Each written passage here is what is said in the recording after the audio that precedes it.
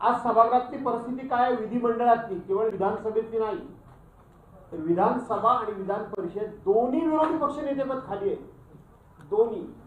आणि मला असं वाटतं की महाराष्ट्राच्या इतिहासामधली 1936 साली स्थापन झालेल्या विधिमंडळापासूनची आज ताब्यात ही पहिला असा प्रसंग निर्माण झालाय.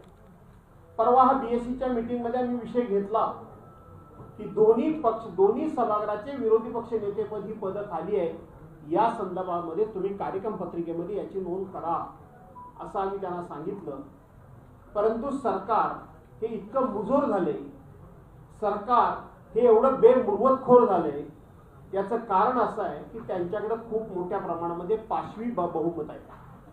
आम्ही त्यांना हेही सांगितलं, अरे तुमच्याकडे जर एवढं पाशवी बहुमत आहे आणि संख्येनं जर आम्ही कमी आहोत तर तुम्हाला आमची निवड करायला काहीच हरकत नाही विरोधी पक्ष नेत्यांची, कारण तुमच्याकडे संख्याबळ मोठ्या प्रमाणात आहे. परंतु सरकार घाबरू नये, सरकार भिवू नये. सरकारला हे माहित आहे की पलीकडे संख्याबळ जरी कमी असलं आणि आमच्याकडे संख्याबळ जास्त असलं तरी सुद्धा सरकारी पक्षाची पाप मोठी आहे. सरकारी पक्षाचा भ्रष्टाचार मोठा आहे. सरकारी पक्षामध्ये एक वाक्यता नाहीये.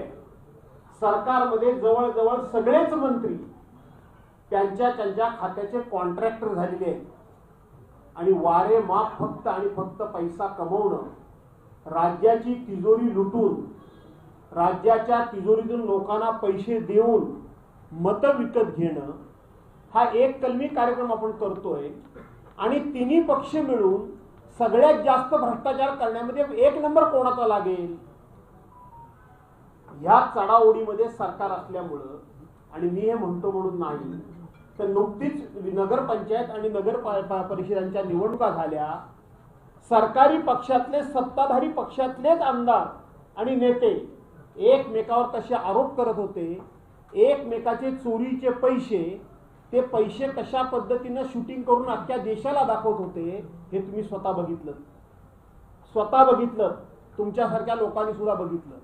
त्यामुळं आम्ही संख्येनं कमी असलो तरी पाप ह्यांची एवढी मोठी आहे, भ्रष्टाचार यांचा एवढा मोठा आहे की जो भ्रष्टाचारामध्ये सुप्रीम कोर्टाला सुद्धा हस्तक्षेप करावा लागला. सुप्रीम कोर्टाला सुद्धा यांनी दिलेल्या वर्क ऑर्डर कॅन्सल कराव्या लागल्या आणि त्यामध्ये 3-4 कोटी रुपये एका कामाच्या टेंडर मध्ये डिफरन्स निघाला. यातून यांचा भ्रष्टाचार किती मोठा आहे. आणि तो जर घटनात्मक दृष्ट्या विरोधी पक्ष नेतेपदे घटनात्मक दृष्ट्या पद आहे. काय रे, बॅटरी डाऊन झाली की नाही?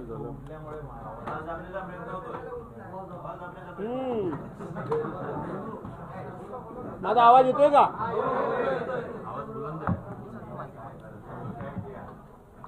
नाही, त्याची बॅटरी डाऊन झाली.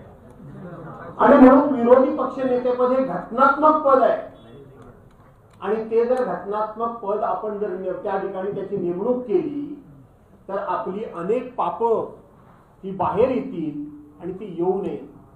आज 2 उपमुख्यमंत्री आहेत. घटनेमध्ये कुठेही उपमुख्यमंत्री नेमण्याची तरतूद नाही, कायद्यामध्ये नाही, नियमामध्ये नाही.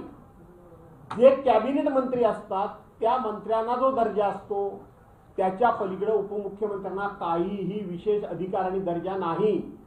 परंतु यांची स्वतःची राजकीय व्यवस्था होण्याकरता म्हणून यांनी ती पद मात्र नेमली, पण विरोधी पक्ष नेतेपद नेमायचं नाही.